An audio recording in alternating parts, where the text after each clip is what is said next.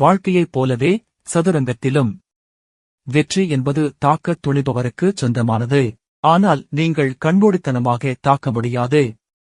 ஒரு சிறிய காய்க்கு பின்னால் சக்தி இருக்க வேண்டும். ஒரு காப்பு, ஒரு உத்தி, ஒரு சக்தி. ஒரு ராணியை சிப்பாயால் வீழ்த்த விரும்புகிறீர்களா? உங்களை பாதுகாக்க ஒரு வலுவான காய் உங்களுக்கு தேவைப்படும். அப்பொழுதுதான் நீங்கள் வெற்றி பெறுவீர்கள். சிறிய நகர்வுகள், பெரிய ஆதரவு. வாழ்க்கையைப் போலவே துணிச்சலான நடவடிக்கைகளை எடுக்க உங்களுக்கு ஆதரவு தேவை. ஒரு வழிகாட்டி, ஒரு குழு அல்லது ஒரு திட்டம். அதுதான் உங்கள் பலம். அதுதான் உங்கள் காப்பு. நோக்கம் இல்லாத சக்தி தோல்வியடைகிறது.